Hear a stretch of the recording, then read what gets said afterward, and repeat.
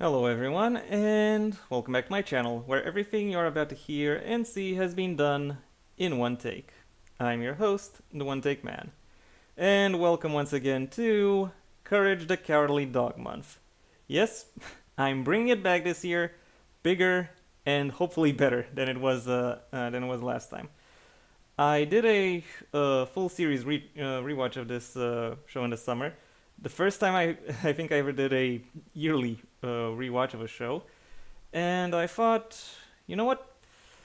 I'm gonna do something a little crazier, a little bit more out there, and I thought I would look at every episode of every individual season and then rank them all where's the best. Not for the show's entire run, but per season, which episode is the which episodes are the worst, going all the way to which are the best. Though truth be told, there are instances where I can say that uh, one season doesn't really have a worst episode, more like least good. I'm not exactly sure that I can say this about season one, which will be the subject of this week's video. But still, I want to delve into it. Some of you might be wondering, well, okay, so how are you gonna schedule them throughout the month? Because your schedule might make it possible for more than 4 videos. We'll get to that soon enough. Before we talk about the future, let's go back to the present and look at this ranking. In case you're wondering how I'm ranking them, I'm really just going by my own personal enjoyment for the most part. And though I have to admit, this enjoyment is conditioned upon a few things, namely how does the episode look, how does it flow, and that involves animation, that involves writing, that involves design, that involves the music, that involves the humor, the gags, etc. Uh, anyway, before I get into any of the actual episodes, I first have an honorable mention to get through: the chicken from outer space, the What a Cartoon pilot. It is not technically a part of season one. The production code on it is actually season 0, episode 00. If I if I have it if I correctly in my in my brain. And all I can say is that uh, it is actually impressive how many things it does well. How many of the uh, elements and of the uh, narrative conventions that the show itself uh, would also rely on were present right from the start, and how effectively it can juggle these elements. Like this episode is very very well directed. So yeah, it is not surprising that it was A, nominated for an Academy Award, and B, picked up for to be turned into a full series. A full series which we'll look at the first season of. If this were part of the season itself and actually full length, I I think it would go in the top half, maybe even top 10, in case you were curious. Okay, moving on. Number 26, Little Muriel. For those of you wondering why 26, well, because as you know, the typical, how Cartoon Network put a typical episode together, like two 11-minute segments, running one after the other. I won't judge the 22 episodes pieces. I'm gonna judge the individual segments. And at number 26, the worst of them in season one is Little Muriel. Yeah, unfortunately. Um, there are a few things that really bother me about it. Chief among them is the fact that the best relationship in the show is really hands down the one between between Courage and Muriel, and it is really uh, the ways in which this relationship is threatened that really inform most of the conflict that go on uh, throughout the series. And truth be told, the beginning of this the beginning of this episode, when Muriel gets gets caught in the tornado and Courage has to figure out how to get her out. That was some fun stuff. But then once it's revealed that Muriel became a toddler because of the tornado, that's when that's when this episode could have still been salvaged, but but what it then did, yeah, kind of wrecked all the uh,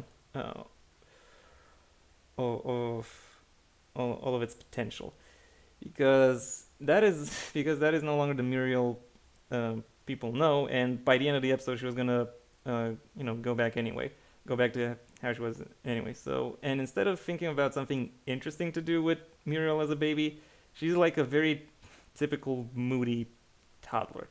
Like, really, she's not like she could be curious about dangerous stuff, so, or something a little more exciting for the most part, or make her curious about stuff. But that's not what we got.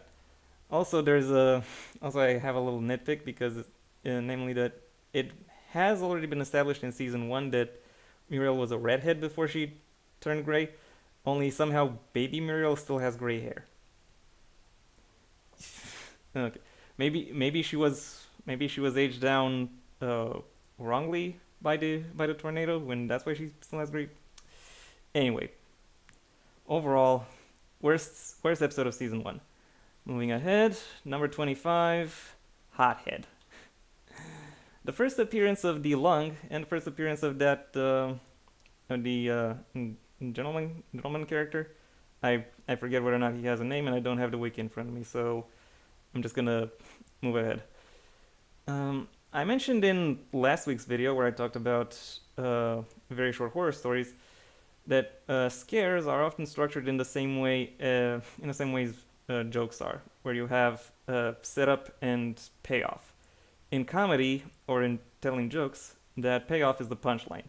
In horror, that payoff is the actual moment of fright.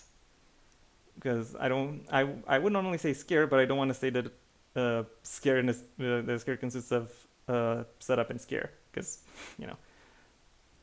or you could say that the scare necessitates a setup, and here it's just the same setup over and over again, leading to basically the same attempt at a scare over and over again.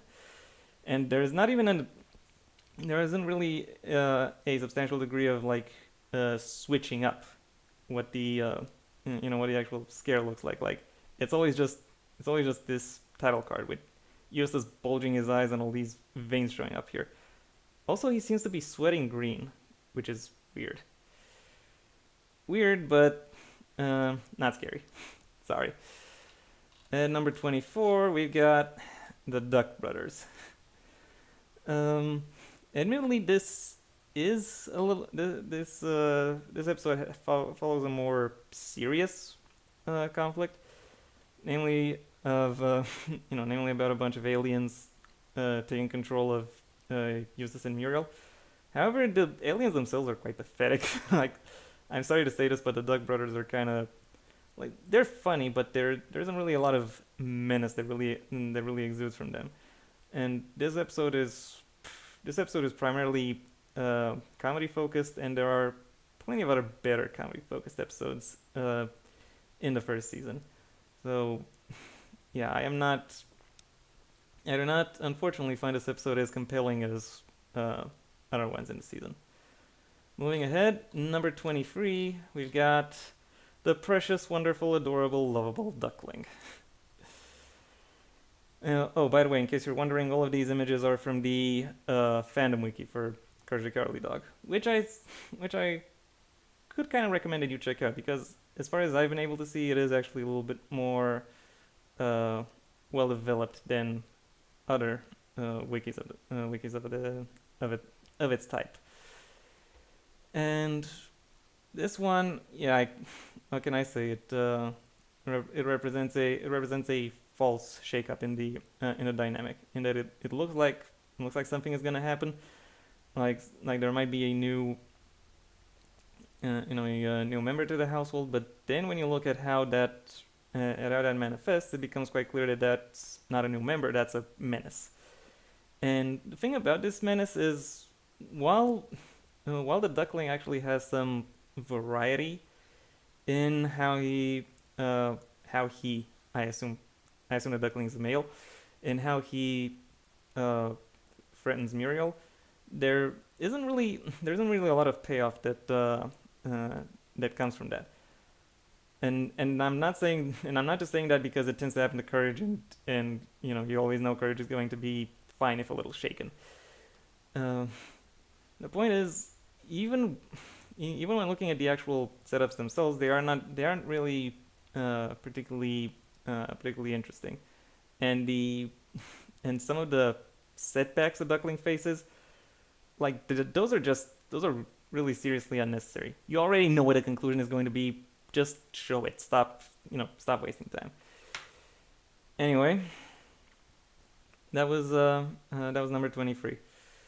Let's see, for how long have I been filming? I should probably I should probably get at it faster. Because I have 26 of these things to go through. Number 22, or okay, 22 more from now on. At number 22, The Clutching Foot. One of two episodes, the other one we'll get to later, that really has me convinced either a designer or animator on this show has a foot fetish. And I think I said this last year when I did the villain ranking for this, for Courage the Cowardly Dog.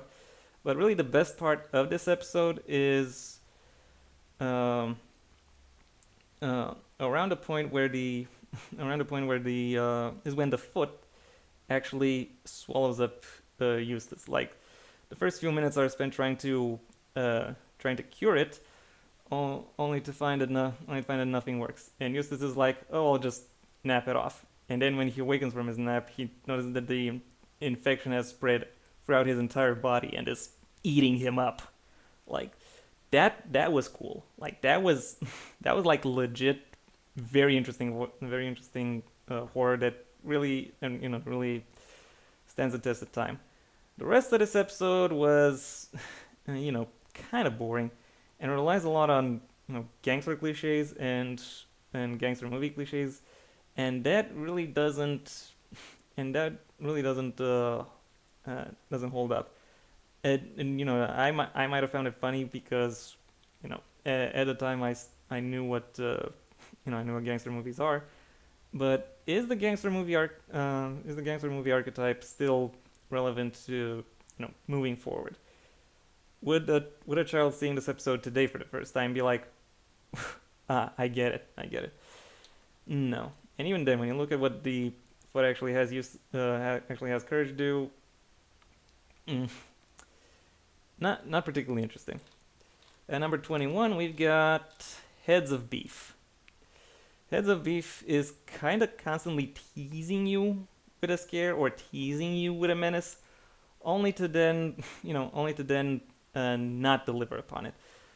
Like you're constantly told that, oh, something's gonna happen, something might happen, only for them to see, nope, it was all perfectly, or as close to perfectly as the setting allows, innocent thing.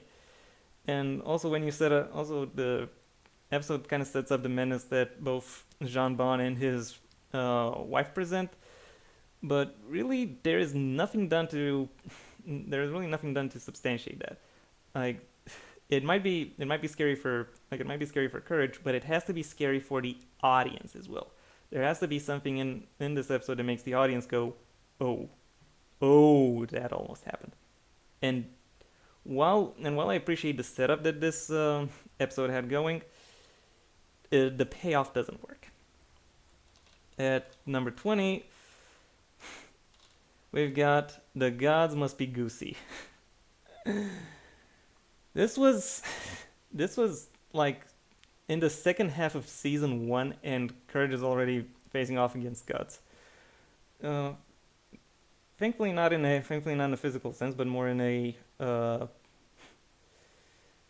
but more in trying to trick them. But still, the the point of this episode is that uh, uh, you got this goose god who's trying to seduce Muriel, and I can understand I see how how it is that he sets out to be successful.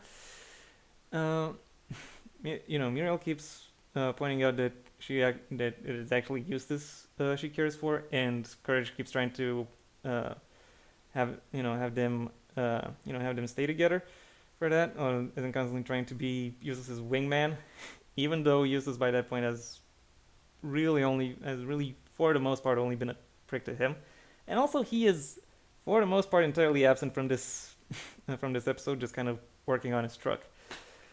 So yeah, I do I do like I do find the resolution of this episode to be quite funny.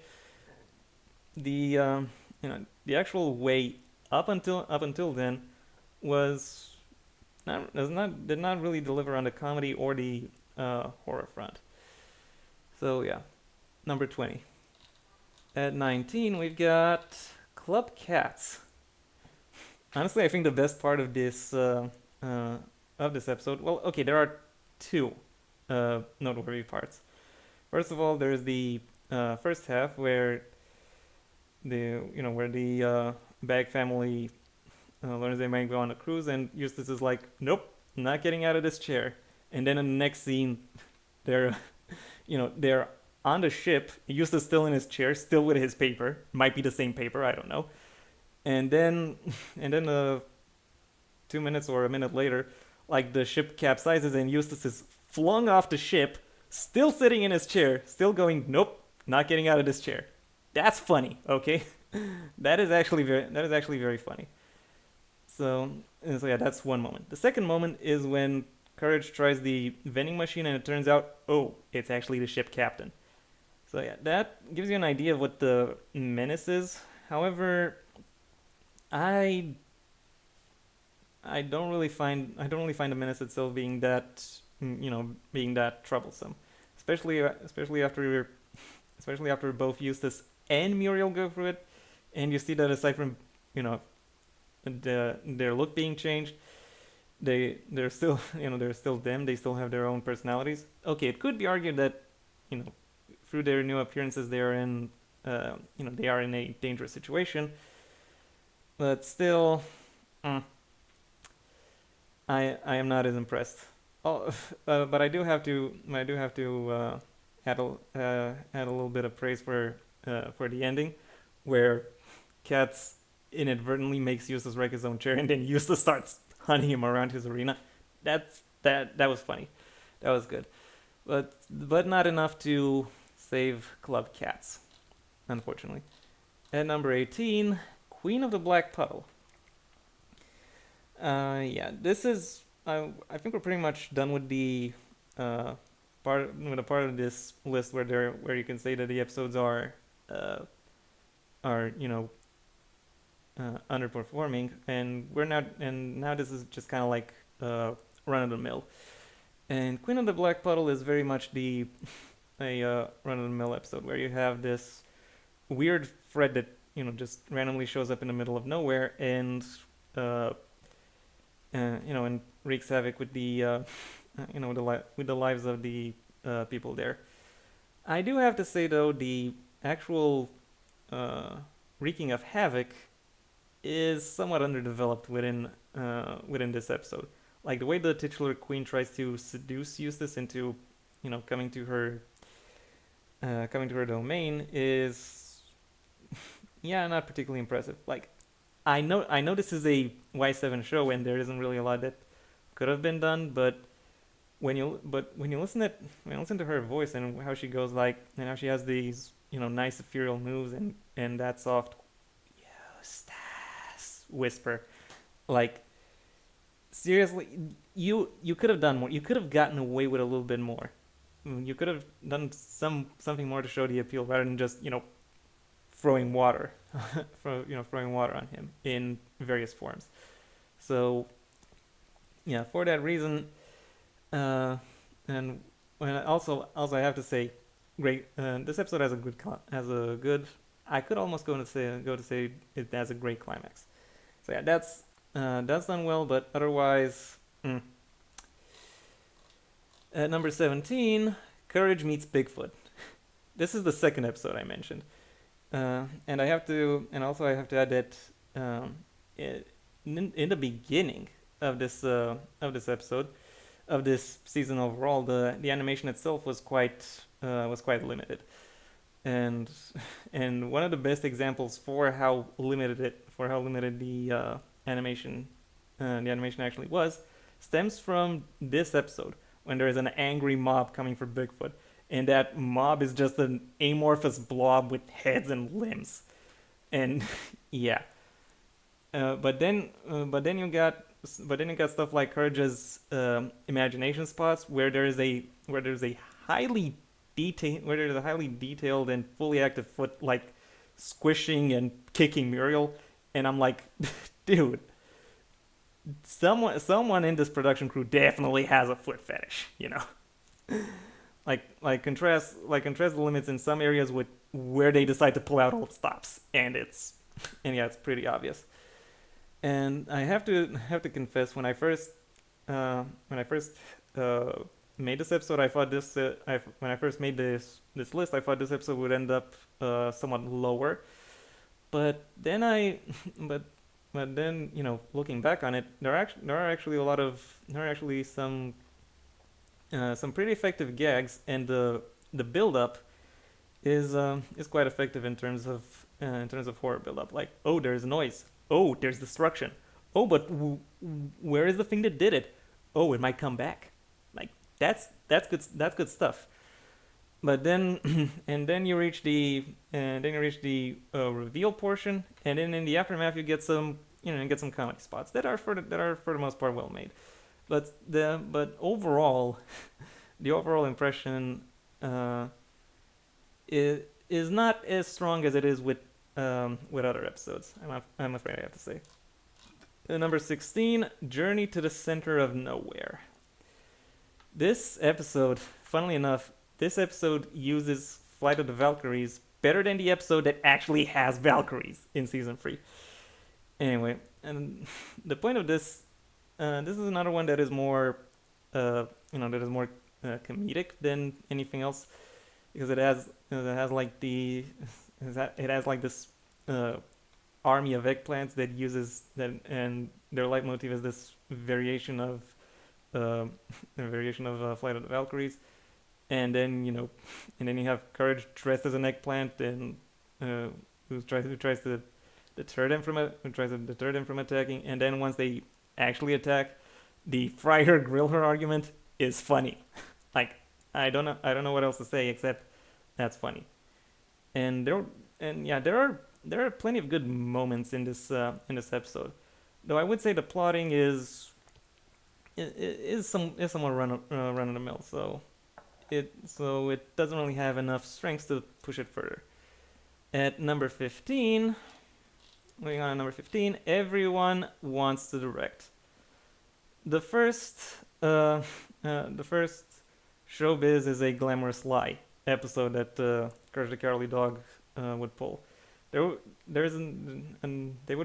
make another episode with the same theme later on in the season. We'll get to that. There was one such episode in season 2. I think there are two such episodes in season 3, and at least one in season 4. I'll have to look back on it. And yeah, Everyone Wants to Direct is an episode that kind of has uh, a weak setup, but the payoff is actually quite interesting. I don't think Benton Tarantella himself is a particularly menacing figure, except except right towards the end when he starts uh, or maybe not right towards the end, but within the second half when he pulls strings and manages to actually persuade people to do his bidding. So, and the two best moments of this episode are the reveals of Courage's discovery that really help shape the menace, and then there's the moment where Errol von Volkheim raises up. Like that's an all time that's an all time great, at least for at least in terms of animated horror. So yeah, very well done. And though I do have to say it's kind of a weak the moment where they uh, get defeated is kind of weak sauce. It's funny, but it's still weak sauce. Anyway, moving on, we got number 14, A Night at a Cat's Motel. May I just say what what Photoshop ass title covers these have? These episodes have. Well, okay, the first season has them. Like they're very simplistic, and I'm pretty sure I could make them in I could make them in Photoshop, assuming I actually get around to learning Photoshop. If I once I actually do that, this is I think I'll practice with we're trying to recreate title cards like this because they are very simplistic, not precisely not exactly groundbreaking. See also Courage Meets Bigfoot.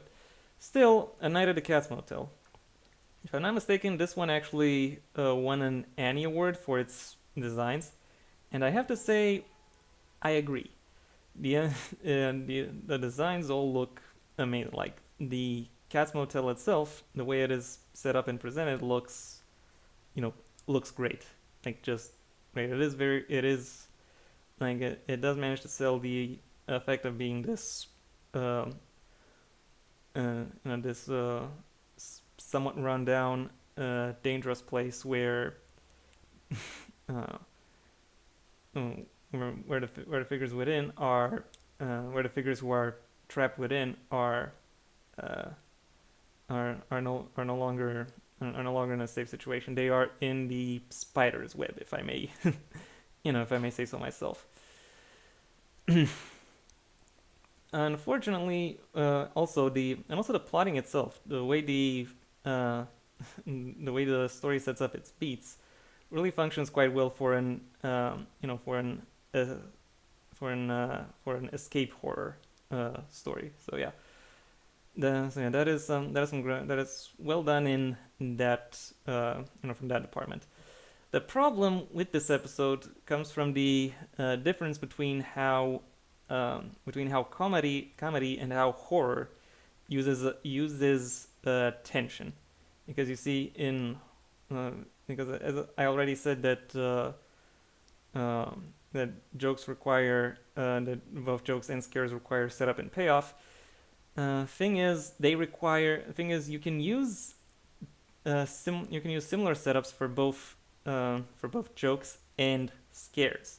The difference is that while in comedy the setup the and in horror and comedy the setup elevates the tension. In horror, that tension reaches a fever pitch,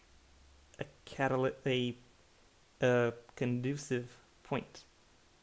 That moment where where you get a reaction and the tension is realized, it is fulfilled. You realize that the creeping dread you've been that the story has instilled upon you is is actually true. Like there are words behind hype. In comedy, that tension gets dissipated. Like there are things that are being prepared, and there are things that are being prepared, and then once the result of the preparations arises, that all that tension melts away. Unfortunately, this episode kind of mixes and matches, and it has a lot of setups that work to some extent, both for horror and for comedy. However, melding them ultimately, uh, it it serves passable comedy, but it unfortunately affects the its horror aspects a little bit, a little bit too severely. The the only moment that I think really works within this entire episode in terms of how it's paid off for horror is right at the end, or close to the end, when Katz finally has Courage cornered and is like, and instead of killing him outright, goes for, how about we play first? Like that is one place where the general setup this episode goes for actually works. I am a little bit ambiguous, as I was ambiguous about about the main character losing in the first episode, but thinking back on it, I think it actually works better. First of all, it sets up Katz as a serious antagonist, someone to be taken seriously if and when he is revisited. Second of all, it establishes that Courage is, pun totally intended, the underdog, as in he is always vulnerable, and there is always something seriously harm the harm the conditions under which he finds himself, including his own well-being. So that ultimately uh, ends up bringing the audience a little bit more on edge. So yeah, this is about the middle of the list. Some parts of this episode are done well, some not as much. At number 13, we got Cajun Granny Stew. The very next episode. And what does this have? Well, what does this have that Night at Cat's Motel doesn't? Well, it actually has a better focus on it actually has a better idea on what to focus between horror and comedy. This episode actually has some quite limited horror moments, but it makes up for that in some quite brilliant comedy, and all the classic chase cartoon hijinks that Courage and Cajun Fox pull on each other. It's yeah it works quite well. All the gags come in come in right when they need to. The outcomes are always are always intriguing, at times very creative, and also Cajun Fox himself is just like very cool. Like, you really get what it is that he's made of, and what it is that makes him what it is that makes him interesting, and then contrast that to how Courage is like always on edge and always just about uh, and just about almost loses. It does take and I think its placement within the season actually helps it, because you got a better idea of what to expect from this from this series. Like, that literally anything could happen, and it could be presented in almost any way. So yeah, this does a lot of things well, and that's why it's in the top half of the list. At number 12, Dr. LeQuack, Amnesia Specialist. This one is another episode that has plenty of great setup. I'm a bit more ambiguous when it comes to LeQuack himself. He is among the better villains, but that really only comes through because he's been in a lot more appearances than others. So he's had a bit more time to develop. In this episode, however, he has a very well established threat level, but there isn't really a lot of creativity in terms of what is that gets done with him.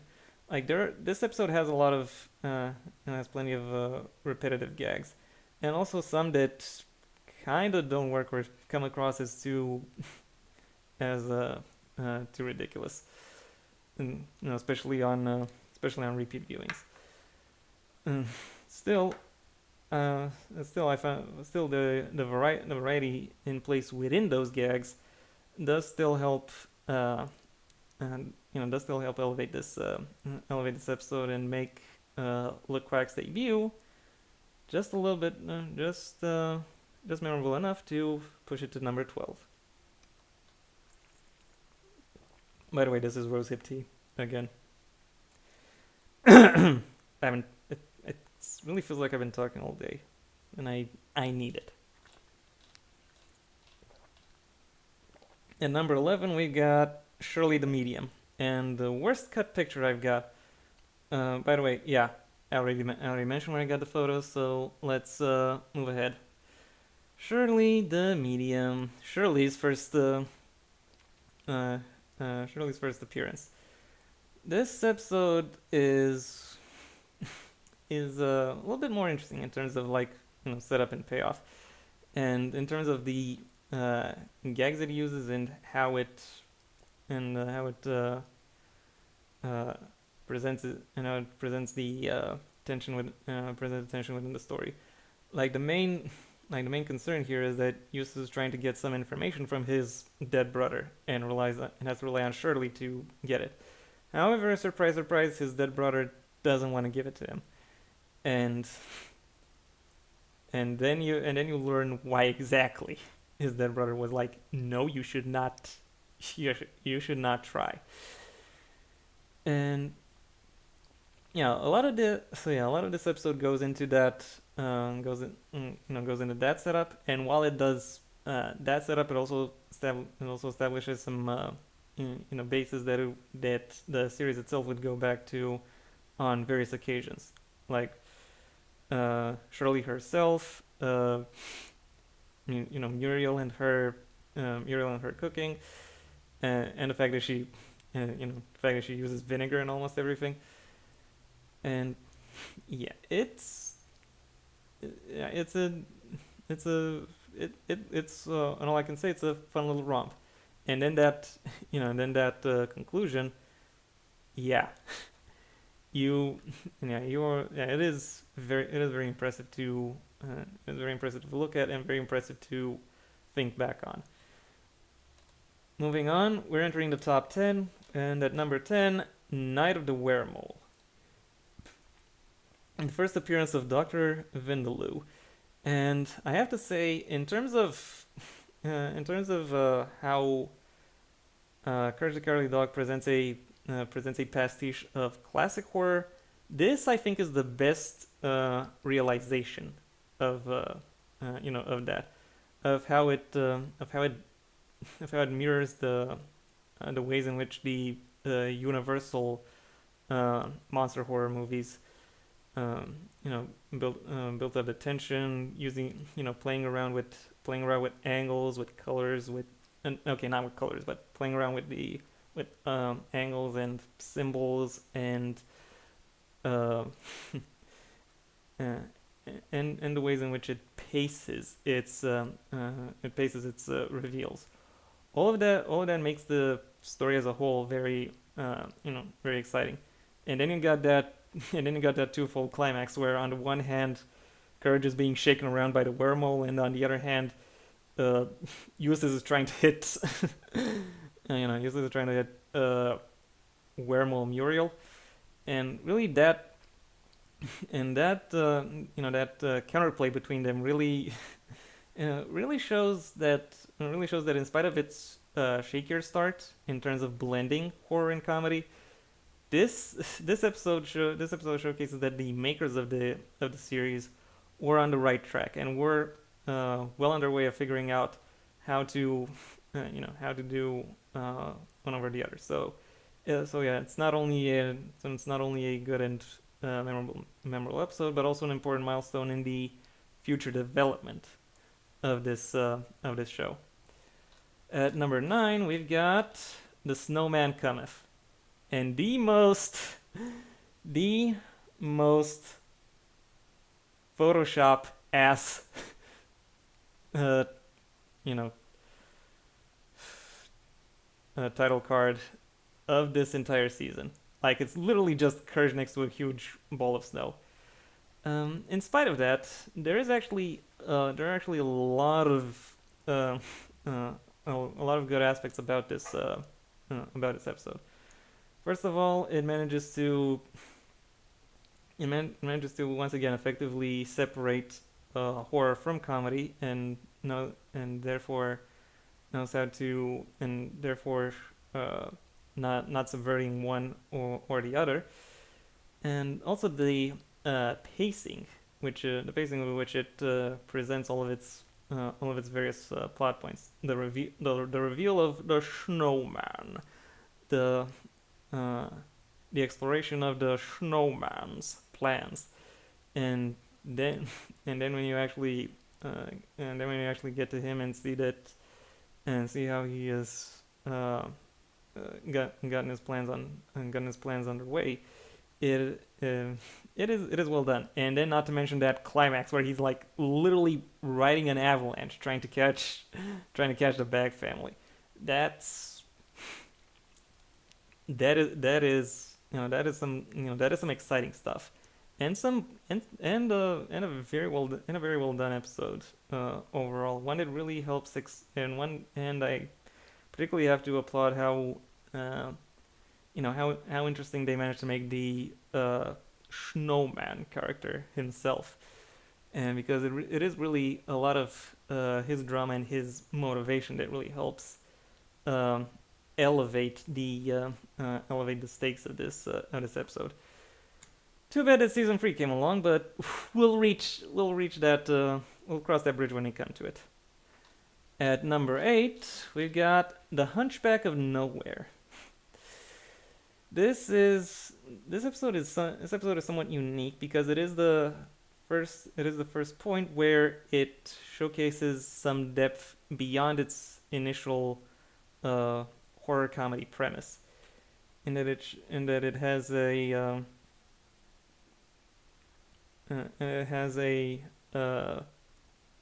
not particularly pleasant to look at character, but who isn't outwardly, immediately, directly or even indirectly hostile, and the show gains its more mature, its more emotional dimension, where it explores what it's really like to be um, what it's really like to be grown up, or to be supportive, or to care, or to uh, show care, show empathy, and why that matters.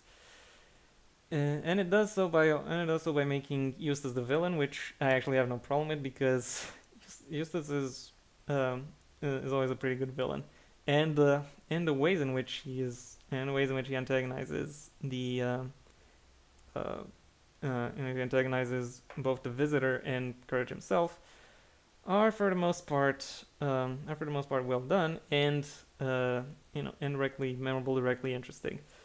Moving ahead, so yeah, yeah. Not to mention the actual things Courage does throughout this episode are quite exciting, quite memorable, and there is a lot going on to really expand upon uh, the character of the Hunchback himself, who becomes one of the great guest characters in the history of this in the history of this series. So yeah, a great job here. At number 7, we've got The Shadow of Courage. I have to admit, this one was a pretty big surprise when I first when I put the list together, that this episode made it this high, because in some ways it was a serious linchpin uh, in the in the history of this in the history of the series, because it was the first half of the second, major double episode. So after A Night at the Cat's Motel and Cajun Granny Stew, the very next thing people saw was The Shadow of Courage, and the first appearance of the Bag Farm. and the computer. Anyway, the point is, by this point is that by this point within the series, audiences have already seen that it can do that the show can either do comedy, or it can do horror.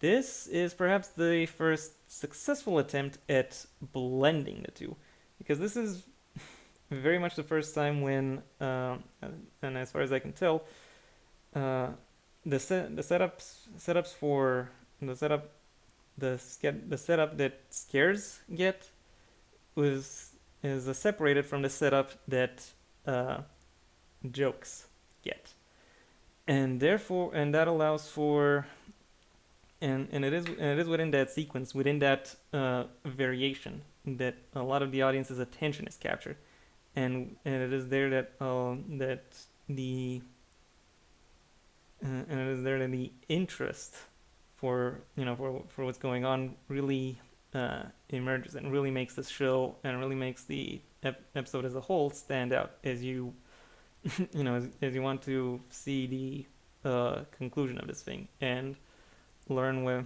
learn what it leads to. Not to mention a lot of the scares themselves are actually very effective. Like, I do have to applaud the creativity of the Shadow when it comes to when it comes to devising all the scares it does. Also, this episode marks perhaps the first moment in one of the in where the show explores one of its deeper meanings. Courage the Cowardly Dog. How can he be? And the obvious joke here is, how can he be that he's a coward, but he's called Courage. But then it's revealed that, well, yeah, he has outward manifestations of fear, but he still embraces a lot of bravery, or he is willing to go into dangerous situations. He manifests that bravery in that way. He shows empathy for what other people go through, and whereas Eustace, by example, who is more traditionally a take charge kind of guy, the kind of guy who you might rather expect to be courageous, actually kind of craps himself like a sizable amount, uh, and to the point where the shadow himself actually says that Eustace is a bigger is a bigger coward than Courage. So yeah, and it does a good job at setting up both the writing, at giving a good direction for the writing moving forward, and for setting in place one of the themes of the series moving forward. At number 6, we've got The Great Fusilli. This one was actually an honorable mention last year when I did my top 10 episodes, and so suffice it to say that pretty much all the episodes moving forward from now are great. This is the second Showbiz is a Seductive Lie episode of the season, and I have to say the setup it uses with with the angles, with the various stage setting elements, with every other artifice in the presentation, really helps elevate the horror aspect of this episode, and really makes that all the more interesting, all the more memorable. So yeah, great job. So yeah, great job here. Moving ahead to the final 5th, and a lot of episodes that are really among the among the greatest in the show's run. At number 5, Mother's Day. I am perhaps in the minority here, because I'm not exactly sure how many people would put Mother's Day over The Great Fusilli, or really even near the top of a list such as this one in general, because uh, compared to other episodes, it doesn't really have a lot of any particular uh, horror. You know, doesn't have any particular horror setup. Any a lot of or any uh, or some number or a number of uh, more interesting comedy setups, or another aspect that makes it memorable in that in that more simplistic manner of stuff getting done. So why does it make it all the way up to number five? Well, to me, it is its relevance within the series lore, within what it says about the um, about the show itself, how it uh, and how it addresses what would ultimately become something of a running gag. In that we see that Eustace, who is an abusive bastard, grew up surrounded by abusive bastards, and that really shines through here as well in how his mother treats him. There is some comedy that comes from that because it is contrasted with how she treats Courage. But beyond, however, once you once you go beyond that, and you look at how they are uh, how they are both treated, it's not like one is nice and one is treated nicely and one isn't. Is that they are both treated uh, as she sees fit, not necessarily as how they should be. Because you'll remember that when she brings out the Yuga Booga mask, both of them get scared. That is, that is a that is a little nod, a little warning to some extent to both of them, that they shouldn't that they shouldn't try to cross her. And yeah, it helps it helps set up the theme of one of the themes of the show moving forward, about which I already mentioned in the Hunchback of Nowhere, about empathy, about understanding what it is that where it is that people come from, and why it's important to give out comfort uh, to the highest degree to which that is possible. At number four, we've got The Demon in the Mattress. First of all, a lot of great sound cues in this one. Like the actual soundscape of this episode really helps elevate it. Really helps sell the horror aspect of it.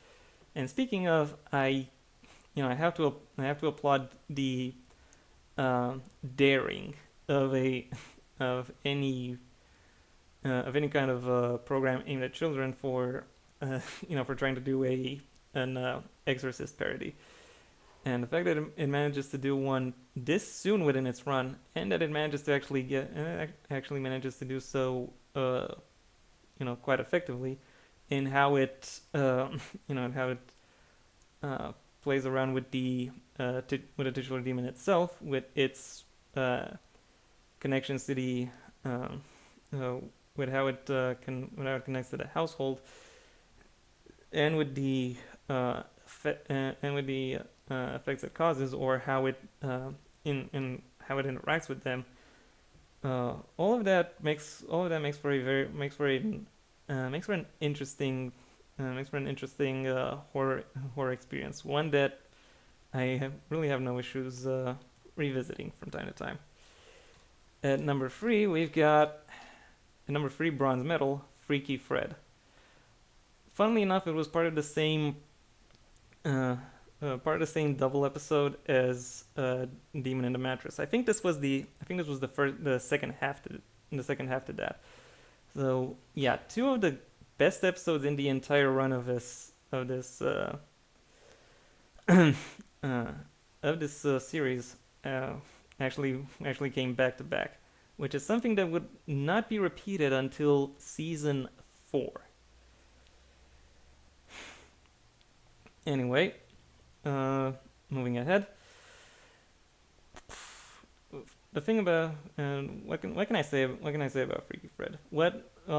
Perhaps what would be helpful is what elevates it beyond the demon in the mattress, because on the surface it's not it's not particularly uh, horrifying. It's just some weirdo who shows up at her house. Well, the things that are done with this weirdo, or the things that the narrative explores with this weirdo, are somewhat more compelling, are quite compelling and more interesting to follow. And it helps set up the uh, overall overall abuse or abuse angle that this goes through, that the show establishes, and on how empathy, or the lack of empathy, becomes monstrous and turns people into monsters. And you can say that Freaky Fred isn't necessarily directly monstrous, but he is, but he's a villainous force, and an agent of an agent of chaos to some degree, and the backstory that he has given, the exploration of his compulsion, uh, all of that really helps. Really helps make really gets to the gets what makes gets what it is that about this character that makes an audience's skin crawl. It is it is perhaps not directly horror, but more thriller esque. But still, it is done in a and it still is done in a very memorable way that actually uh, has a sizable statement behind it. At number two, silver medal goes to King Ramses' Curse. Return the slab, or suffer my curse. Yeah, this is one of the most. This is actually one of the most effective pieces of horror throughout this show's entire entire run. The joke here is that a slab belonging to a belonging to an King Ramses ends up at the back farm, and Eustace is unwilling to part with it. And because the king himself knows no moderation whatsoever, he decides to he decides to punish the entire Bag family over the mistakes Eustace makes. And I have to say, the ways in which he himself manifests, and the way in which uh, his threats are brought into this series, and are made manifest. All of that is very interesting, and all of that make the makes the make him more directly more make the villain more directly memorable, and the episode more interesting to follow in how the threat changes, how it escalates, how it evolves, and then how it spurs the audience into observing the consequences that result therefrom, making you hope that that the characters actually actually survive. Uh, maybe except for Eustace, but he gets his comeuppance in the end. So yeah, this is a this yeah once again this is a great episode. However, not the best. That honor and the gold medal goes to my number one, The Revenge of the Chicken from Outer Space. Yeah, see, that's how you. Yeah, I've basically bookended the entire discussion about the season, starting with the honorable mention and talking about the return of the subject of the honorable mention. Again, I'm pretty sure I'm in the minority here who would place this episode at the top of season one, because I'm pretty sure one of the previous three might come sooner in contention to some people. But to me, this is it. To me, this is the peak of season one. When looking at how the how the fret levels change, how it is that the fret itself escalates, how it manages to utilize humor into delivering into delivering its story, and into uh, and you know all the other singular aspects that make the episode as a whole more more exciting. It it is I have to say uh, a very nice episode to follow, and one that one that will absolutely leave you like at the edge of your seat. And yeah, that was what I had to say. That these are all of the season 1 episodes ranked worst to best, or least good to most good, depending on how you choose to see it. Thank you for your attention.